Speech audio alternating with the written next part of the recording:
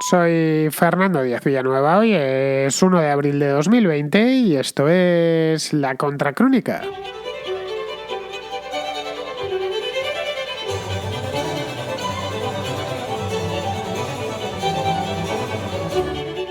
Veíamos la semana pasada como una flota de camiones militares con banderas rusas, además muy visibles, iban ondeando al viento, circulaban en formación militar, uno detrás de otro en fila india por las autopistas desiertas del norte de Italia. Se veían de fondo las estribaciones meridionales de los Alpes. Llevaban suministros sanitarios, de los que Italia, por cierto, como país que está en la primera línea de la batalla contra el COVID-19, pues está muy necesitada. Al convoy se le hizo una extraordinaria publicidad. Yo mismo me enteré por varias vías, no solo por el periódico, sino también por las redes sociales, que por lo demás, y como era previsible, pues los medios cercanos al Kremlin agitaron con gran entusiasmo.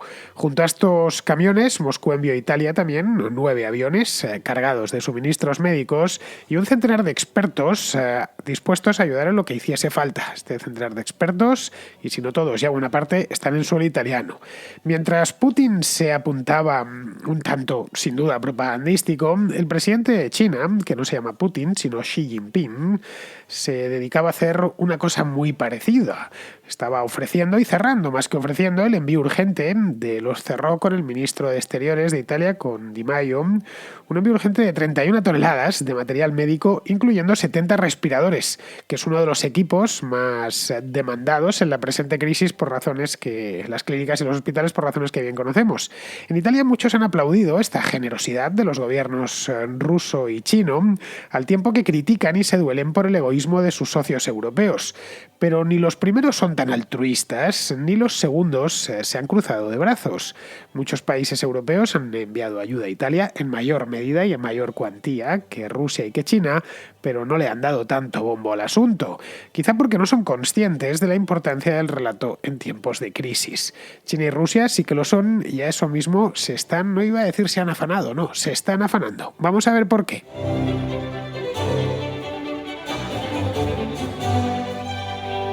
Como bien sabemos, Italia es el país del mundo con más casos de COVID-19. No es el que mayor número de casos tiene, cierto es, el que mayor número de casos tiene, ahora ya más con diferencias Estados Unidos, pero sí, desde luego, es el más golpeado. Estados Unidos le pasó hace unos días, también es cierto que, desde luego, más casos por número de habitantes, sin ninguna duda. El que más casos tiene hoy por hoy es Estados Unidos, tiene en estos momentos, lo estoy mirando, 165.482 confirmados. Lo que estoy mirando hasta ahora, es decir, cuando lo escuchéis serán muchísimos más porque esto aumenta a mucha velocidad. De hecho, entre ayer y anteayer habían aumentado en 1.700 personas o 1.700 nuevos casos solo en Estados Unidos.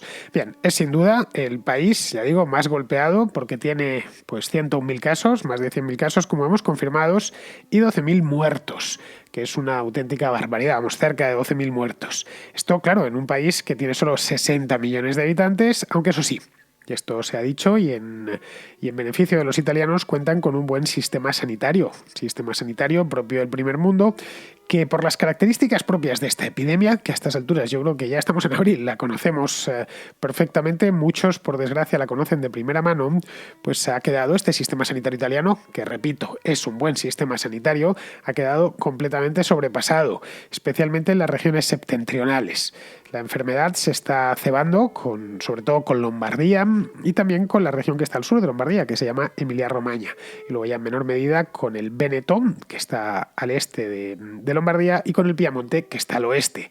En las regiones del mediodía, el Mezzogiorno italiano, el impacto es mucho menor. Si echamos un vistazo a la península italiana lo podremos ver. Es un caso de un foco potentísimo, muy fuerte, que además nos remite en la región de Lombardía, en las cercanías de Milán, y luego a partir de ahí ya va en ondas concéntricas que tiene menos fuerza. Si llegamos, por ejemplo, a Sicilia, a la Puglia, a Calabria, etcétera, hay casos naturalmente y también se están produciendo fallecimientos, pero nada que ver con lo que sucede en el norte.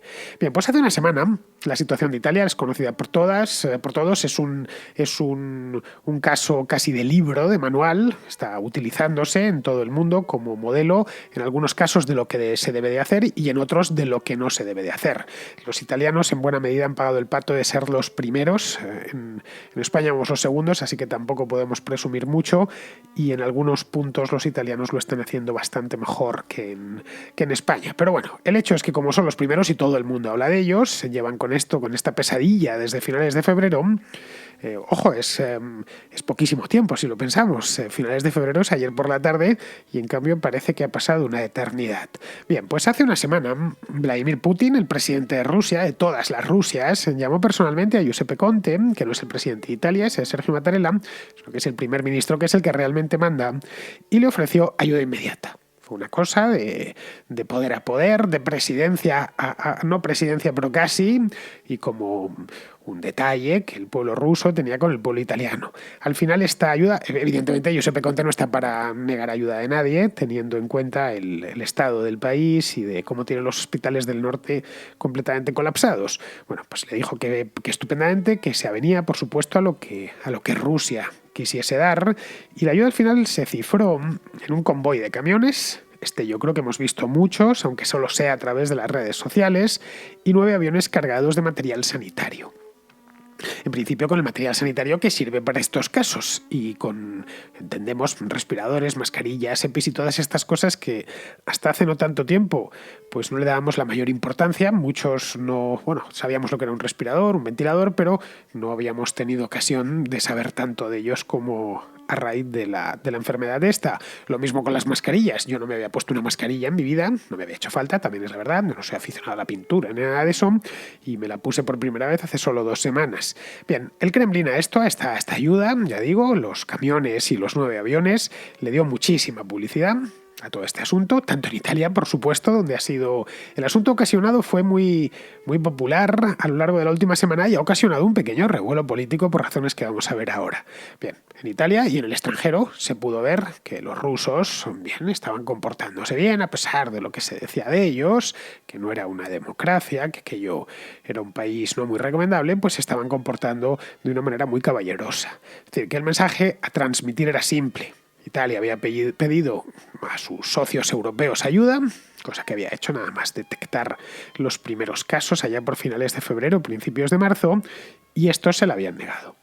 E incluso llegaron a cerrar sus fronteras, así que no les quedó más remedio les ha quedado más remedio que dirigirse a Rusia, que como un buen samaritano se desvivió desde el primer momento con ellos.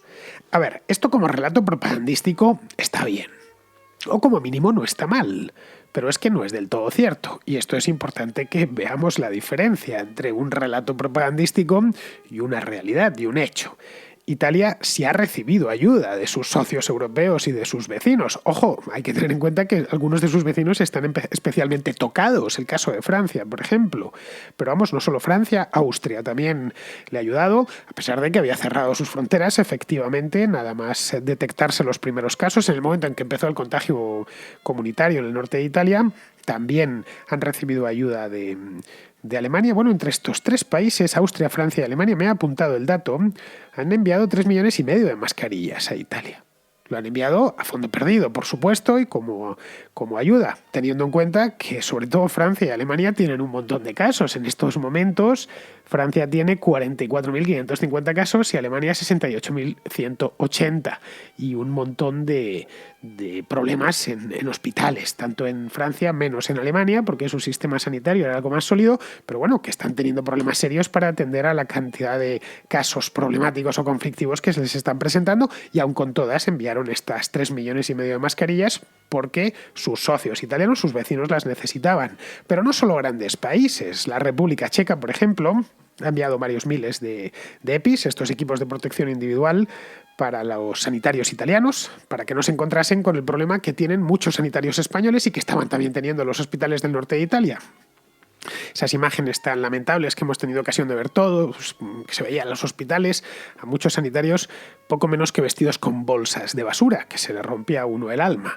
Bien, pues para evitar eso, la República Checa, que al parecer pues tiene unas fábricas de esto, se lo ha enviado el gobierno de la República Checa. También ha enviado material a España, por cierto, a la República Checa.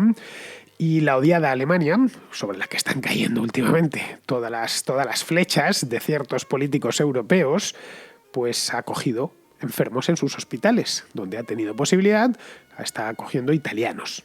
Todas estas cosas pues no se han sabido comunicar. Tampoco se ha dicho que Polonia, otro país aliado y socio de la Unión Europea y de la OTAN, ha enviado doctores especializados en neumología hasta Italia. No sé, probablemente sea poca la ayuda, pero claro, tengamos en cuenta que países como Alemania o Francia están sufriendo el flagelo del COVID-19, con gran fuerza, por cierto, no tanta como en el caso italiano, cosa que Rusia, al menos oficialmente, ya digo, porque las cifras de China os he dicho muchas veces que no son muy creíbles, las de Rusia pues tampoco me inclinaría yo a pensar que lo son, pero bueno, lo que tenemos ahora mismo es, están creciendo poco a poco, porque ya sabéis que estos números suben con mucha velocidad, pero bueno, son oficialmente 2.337 casos los que hay en este momento y han tenido hasta la fecha 17 muertos. Vamos, su situación es indiscutiblemente mejor, al menos la situación oficial, el cuadro oficial, que la de cualquier país por lo menos de la Europa occidental. Aun con todo, cualquier tipo de ayuda pues, es bien recibida, venga de donde venga, incluida la rusa. Pero claro, es bien recibida si esa ayuda es realmente útil. Pues bien, la ayuda rusa, al parecer, y según ha informado la prensa italiana, concretamente el diario La Stampa, pues no lo es del todo. El 80% de los suministros médicos enviados por Putin, en esos camiones que hemos visto todos por las autopistas italianas, no sirven de gran cosa. Esto ha ocasionado, evidentemente, un pequeño escándalo político en Italia. Esta ayuda, por ejemplo, no incluía respiradores, que es uno de los del instrumental médico que se está utilizando para luchar contra esta epidemia. Es uno de los principales, como ya sabemos, afecta especialmente al tracto respiratorio y a la gente, tanto a los mayores como a los más jóvenes. A los mayores evidentemente los devasta, pero a los jóvenes también les impide respirar y hay que enchufar a la gente a un respirador mecánico, a un ventilador. Pues bien, no incluía esta ayuda respiradores, pero sí en cambio equipos para esterilización química y desinfección bacteriológica, que es algo muy práctico, sin ninguna duda, ante otras amenazas, pero no desde luego ante esta. No estamos en una guerra bacteriológica. Luego los expertos rusos, este centenar de expertos rusos que han llegado, de hecho, que envió Putin, que eran médicos, lógicamente, no los enviaba el Ministerio de Sanidad ruso, que hubiera sido lo propio, ¿no? Una colaboración entre el Ministerio de Sanidad ruso y el Ministerio de Sanidad italiano, sino que son expertos del Ministerio de Defensa ruso, que han sido enviados, médicos militares, se entiende, y han sido enviados a trabajar en la zona de Bérgamo, que está cerquita de Milán y que es la más castigada por la crisis del COVID-19, con diferencia además. Esta ciudad está al norte de Milán, al noreste concretamente, y se encuentra muy cerquita, relativamente cerca, 160 kilómetros, aproximadamente 1 hora y media de viaje, de otra ciudad que está en la región vecina, que es el Véneto, que se llama Vicenza. Bien, ¿qué es lo que hay en Vicenza? Pues en Vicenza hay una importante base estadounidense, la base de Ederle, en la que hay soldados del ejército de los Estados Unidos desde los años 50. De manera que, tras esta ayuda, lo que nos hemos encontrado es que tenemos personal militar ruso en un país de la OTAN, a solo 160 kilómetros de una base de Estados Unidos. Es una base compartida de Estados Unidos y el ejército italiano, por supuesto, una base de la OTAN en definitiva. Tenemos también a un país fundador de la OTAN, como es el caso de Italia, fue de los primeros, combatiendo una crisis sanitaria con ayuda sobre el terreno del principal adversario de la OTAN, que hoy por hoy es Rusia, desde luego el principal adversario militar. No lo sé, yo creo que aquí cada uno que saque sus conclusiones, que saque las conclusiones que crea oportunas.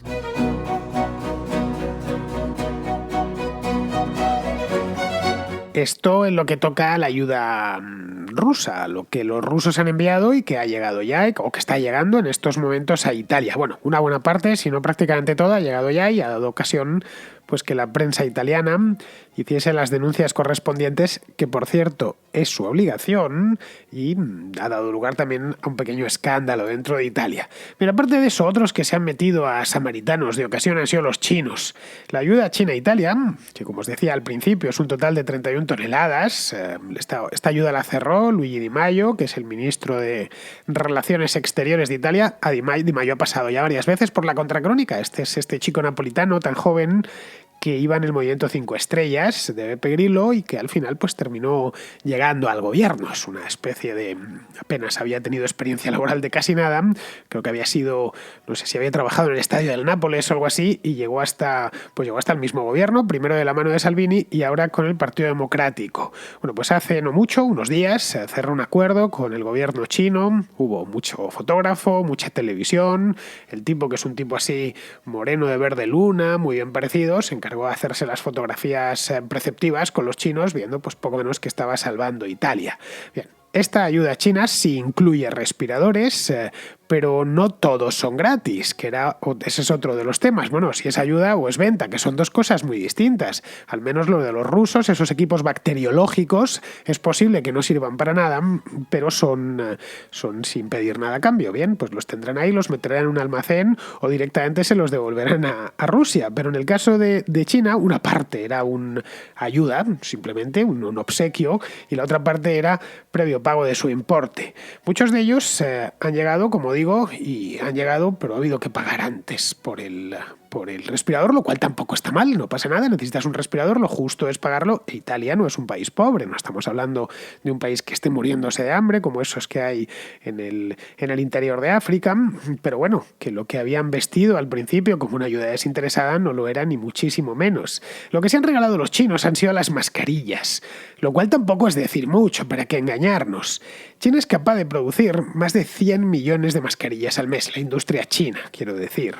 Por lo que dar unas miles aquí o unas miles allá y regalarlas, pues tampoco parece demasiado esfuerzo, y más teniendo en cuenta pues el tamaño de la propia China.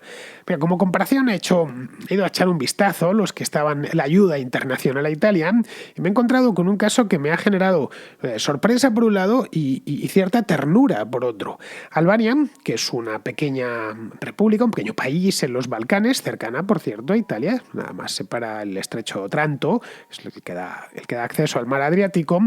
Pues Albania, ya digo, un país pobre que debe tener 3 o 3,5 millones de habitantes, está afectado también por el COVID-19, pues ha enviado a Italia 30 doctores y enfermeras como gesto simbólico de buena vecindad. Es decir, tenemos poco. También tenemos problemas, obviamente, porque esta enfermedad no está haciendo distinción ninguna entre los países y bien, pues os enviamos, a pesar de todo, seguramente los van a necesitar de una manera u otra los albaneses. Albania tiene poquitos casos, tiene solo 243, está empezando ahora mismo con esto, van subiendo rápido, eso sí, hasta ahora tienen 13 fallecidos confirmados, pero bueno, que les han enviado en la medida de lo posible. El que tiene poco, pues puede dar poco, pero al menos, desde luego, no les ha cobrado los doctores ni las enfermeras. Para China, evidentemente, el coste es minúsculo y puede emplearlo como herramienta de relaciones públicas, que es en definitiva lo que está haciendo.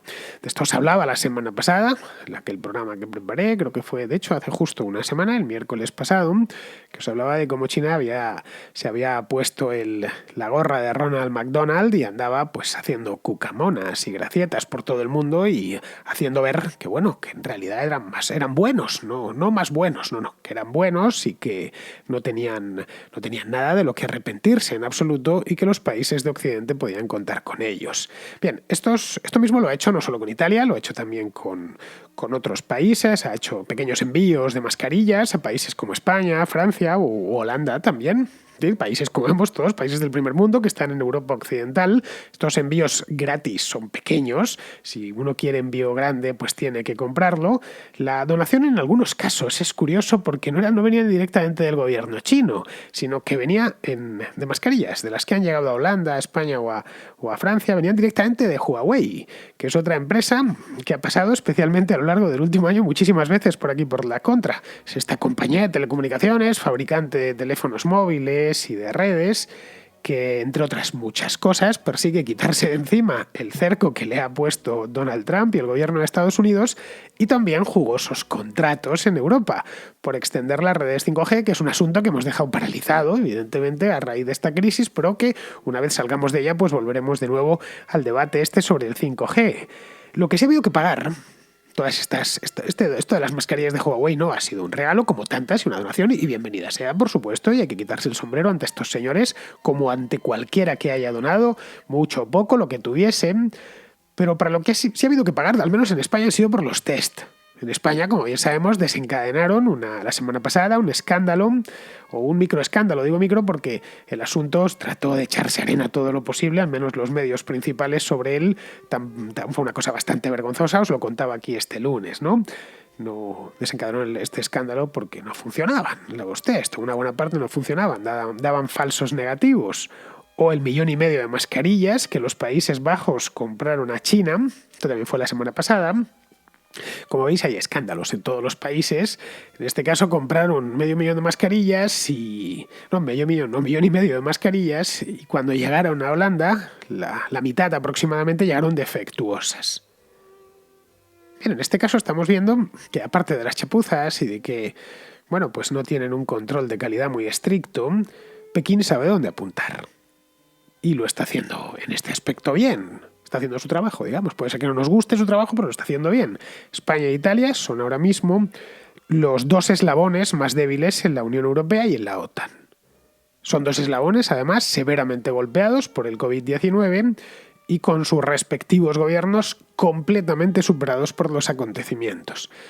Siguiendo tanto el caso español, que me pilla muy de cerca, como el italiano, no me pilla tan de cerca físicamente, pero sí, desde luego sigo la prensa italiana y más desde hace un mes. No está tan tocado el gobierno de Conte como aquí el de Sánchez, pero evidentemente las críticas internas pues se amontonan. No se ha politizado tanto el asunto en Italia como en España, pero bueno, que a nadie le gustaría estar hoy en los zapatos de Giuseppe Conte o de Pedro Sánchez. A pesar de ellos están encantados de serlo y quieren seguir siendo uno primer ministro y el otro primer ministro con el nombre de presidente del gobierno.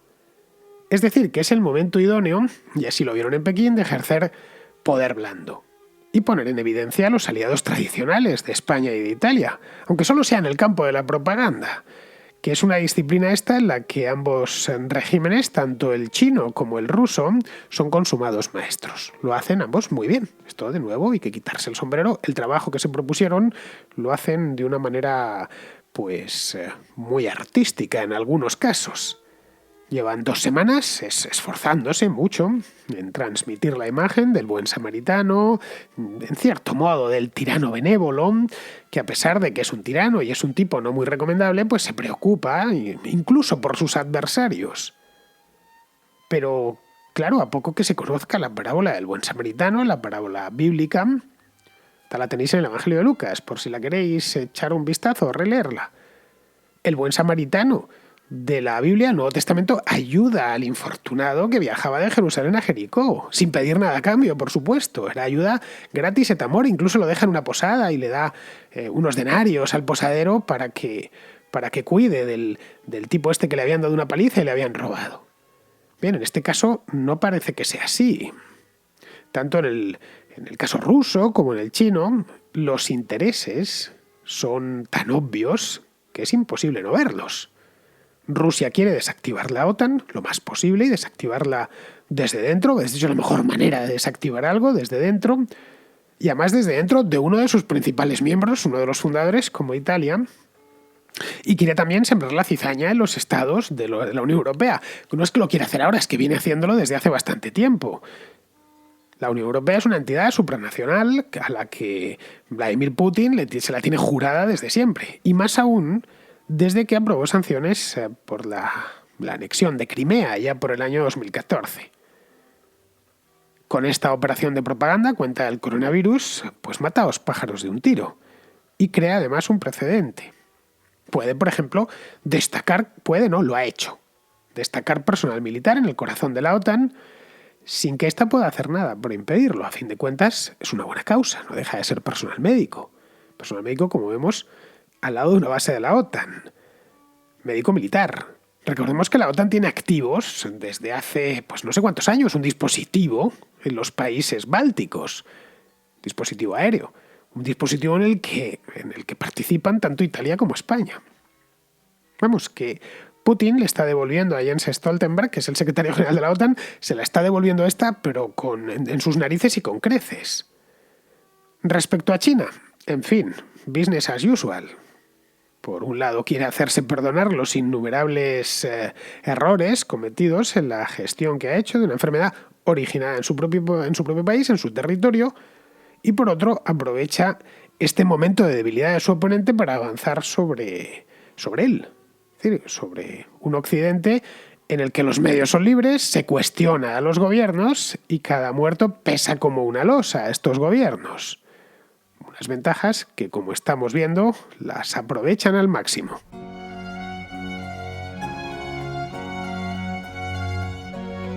Vamos con la contrarréplica. Empezamos con una buena noticia, que no está nada mal darlas en estas circunstancias. Os acordaréis de Pedro, que hace que se esté contraescucha del programa, que hace una semana nos contaba que había contraído el COVID-19. Bien, pues se está recuperando exitosamente, que nos lo cuente él. Y nada, pues solo decir que estoy fenomenal ya. He tenido unos síntomas bastante moderados durante 5 o 6 días, que he visto también que corresponde un poco con lo que es normal en el 50% de la gente, 55% que coge el virus.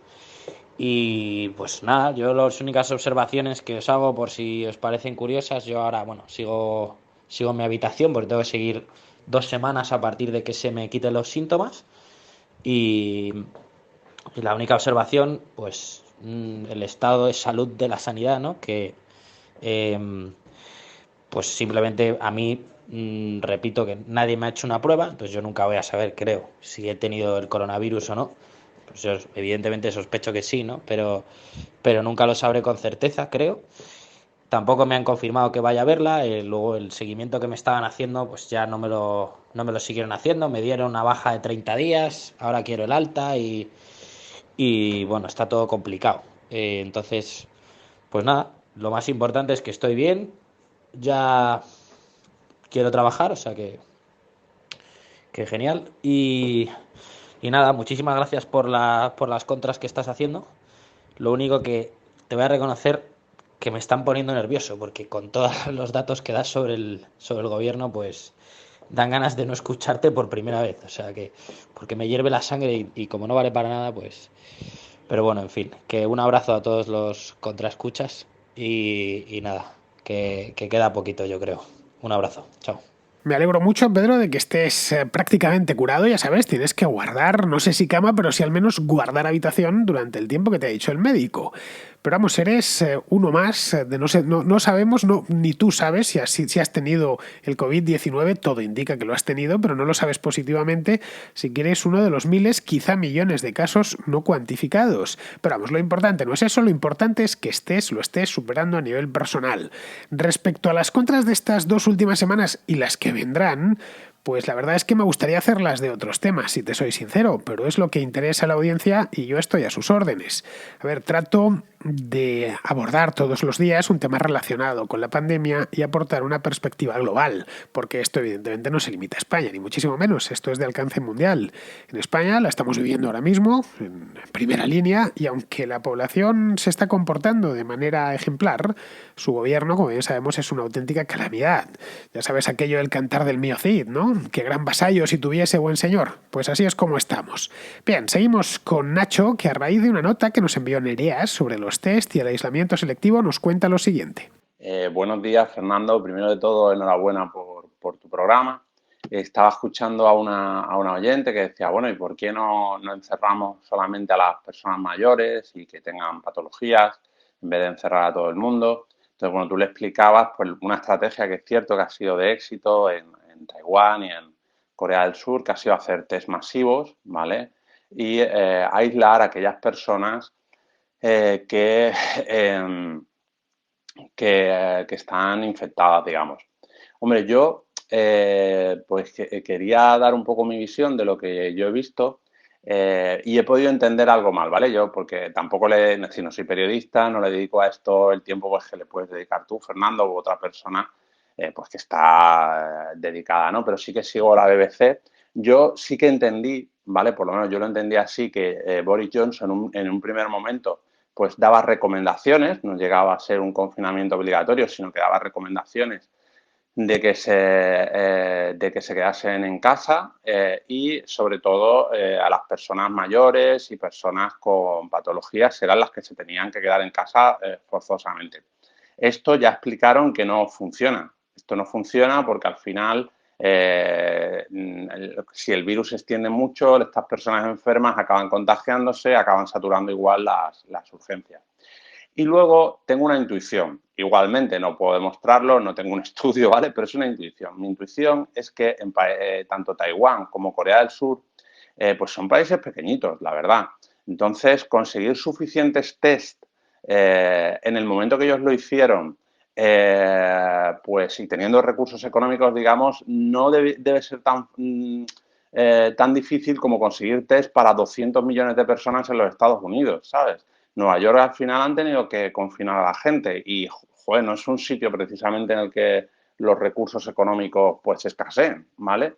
Entonces yo lo que intuyo es que para joder, si eres Suiza, pues a lo mejor puedes seguir esa estrategia de los test, pero si es un país grande, pues como no lo hayas previsto con bastante tiempo y te hayas puesto incluso a fabricarlos tú mismo, porque probablemente los otros países como China necesiten esos test para ellos, ¿vale? Además de la tecnología necesaria, que en el caso de Asia, como tú muy bien sabes, Fernando, tienen una aplicación de mensajería que yo uso con un compañero que vive en Shanghái, ¿vale? Un compañero del colegio mayor de la universidad que está allí y usa WeChat, ¿vale? Que WeChat tú sabes que no es exactamente igual que WhatsApp. A WeChat tú le puedes añadir muchas cosas. Es decir, como que te puedes descargar aplicaciones que hacen cosas dentro de la propia aplicación de mensajería. Cosa que aquí en Europa yo no sé si tenemos algo así. Y luego, además, pues saltándose todo, la geolocalización, en fin, que no creo que sea tan fácil. ¿Se podía haber hecho? Seguro que sí, Fernando, con tiempo y dinero y haciendo las cosas muy, muy bien, se podía haber hecho, pero no es fácil. Es decir, y creo que al final, llegados al punto de ineptitud, como bien nos recordabas, y de improvisación y de desastre que nos ha llevado este gobierno, pues yo creo que efectivamente el confinamiento, por molesto que sea, por desagradable que sea, por tremendo económicamente que va a ser para todos, pues al final es la solución eh, que se puede tomar y que están tomando al final. Reino Unido ha tenido que tirar también por el tema del confinamiento porque es que no ha quedado otra. Y bueno, Fernando, lo dicho, que muchas gracias por toda esta labor informativa que haces, que me encanta escuchar, que lo escucho todos los días, me encanta tu programa, me encanta escuchar a la gente que participa y bueno, espero que tú y tu familia os encontréis todos muy bien y que Dios te bendiga y que Dios bendiga a toda la audiencia. Un fuerte abrazo. Corea del Sur y Taiwán de pequeñitos no tienen nada, ¿eh, Nacho? Lo tendrán de tamaño, efectivamente. Corea del Sur creo que tiene 100.000 kilómetros cuadrados, es decir, que es una quinta parte de España, pero vamos, que en Corea del Sur hay 51 millones de habitantes, ¿eh? Que es 4 millones más que España. Y Taiwán, que es más pequeño todavía, Taiwán creo que tiene el tamaño de Extremadura, tiene 23 millones de habitantes, es decir, más del doble que Portugal. Así que no me vale lo de que somos muchos y entonces es imposible. Evidentemente no puedes testar en 3 días a 47 millones de personas, pero sí al menos a los que al menos presentan síntomas. Aquí es algo que se rechazó hacer de manera deliberada desde el principio. Y cuando vieron que no quedaba otra, pidieron 650.000 test a China y no funcionaban. Caray, después de 2 semanas y media que llevamos ya de confinamiento, deberían haberse practicado cientos de miles de test. Y como bien sabes, ni están ni se les espera. Bien, pues vamos a continuar. Os decía ayer que el virus que provoca esta enfermedad, que se llama SARS-CoV-2, no debería llamarse virus chino, que es incorrecto, porque los virus no tienen pasaporte. Bien, pues hay 2 contraescuchas, uno se llama César y el otro Iván, que esto que dije ayer no les parece bien y nos lo explican. Hola, buenas Fernando, felicidades por tu programa. Estoy viendo justo el último programa que has subido, el titulado La globalización como aliado, aquí en YouTube. Y nada, quería hacerte un apunte sobre algo que acabo de escuchar que has dicho que creo que no es del todo correcto. Lo que has dicho es que el virus podría haber surgido en cualquier otra parte del mundo, que el hecho de que haya surgido en China es probablemente por el número de personas que hay allí, que es verdad que son muchas, pero creo que no es del todo correcto y tampoco te sé decir los datos exactos, pero vamos, he visto informaciones que sobre el SARS y otras epidemias que han surgido en China que vienen de lo que llaman mercados húmedos. Te recomiendo, pues nada, echarle un vistazo a ese tema de los mercados húmedos porque creo que puede tener bastante que ver. Eh, no sé exactamente, ahora mismo no sé exactamente decirte cómo surgieron. Fue apoyado por el gobierno chino. Después, con el tema del SARS y otras epidemias, se cerraron esos mercados, pero después el gobierno chino los volvió a legalizar. Todo esto yo te lo estoy diciendo de memoria de cosas que he visto en algún documental que creo que son ciertas. Vamos, si no es así y te informas de otra manera, pues corrígeme, pero vamos, creo que puede tener bastante que ver ese tema de los mercados húmedos y que espero que los cierren y que no se vuelvan a abrir. El documental este que me vi es antes del coronavirus y estaba advirtiendo de que en cualquier momento pues iba a surgir otra epidemia, como ya había surgido muchas veces en China concretamente, y que bueno, pues que corríamos el riesgo y que teníamos que tener la suerte de que no fuese una epidemia muy mortal y muy contagiosa. Pues ha dado el caso de que el coronavirus pues sí es muy contagioso y eso colapsa hospitales y bueno, lo que ya sabemos todos. Pero eso, que creo que sí que tiene bastante que ver que China era mucho más propensa a tener, a tener esta situación y no por el número de habitantes que hay allí, sino por otros factores. Nada, un saludo Fernando y felicidades por tu programa de nuevo. Lo escucho todos los días y espero que así siga. Un abrazo. Hola, muy buenos días. Hace poco, en una de tus contracrónicas, dijiste que el virus, el coronavirus, Donald Trump hacía muy mal al llamarlo virus chino. No solo ya por el racismo de usar esa palabra, sino porque esto le podría haber ocurrido a cualquier otro país. Pero que como los chinos tienen un alto porcentaje de la población mundial, pues tenían una probabilidad de que en caso de haber una epidemia de este tipo, pues ocurriera en China. Sin embargo, no estoy nada de acuerdo con esta afirmación que hiciste en esa contracrónica, porque desde el año 2007, como puedes comprobar en el enlace que te he enviado por WhatsApp y que cualquier escucha puede comprobarlo poniendo Hong Kong coronavirus 2007, si pones esto en Google te saldrá un paper de la Universidad de Hong Kong donde demostraban que lo más probable es que el SARS que tuvieron en el año 2003, esa pequeña epidemia que tuvieron tan grave, provenía de coronavirus alojados en los murciélagos que consumen sin ningún tipo de control sanitario en Wuhan. Y alertaba de que si esto continuaba así, era muy probable que volviera a haber una epidemia de un coronavirus que pasara de estos murciélagos a los humanos. Por tanto, China, desde el año 2007, ya tendría que haber aumentado sus controles sanitarios en el consumo de estos animales, que son un reservorio natural de estos tipos de virus. Además, independientemente de que el virus al final resulte que venga del pangolín o venga del murciélago, en Europa nosotros tenemos una cantidad enorme de controles sanitarios en la carne, en el embutido, en el pescado que consumimos a diario, cosa que China, tras haber tenido epidemias en el pasado por falta de estos controles, nunca ha tomado medidas para esto.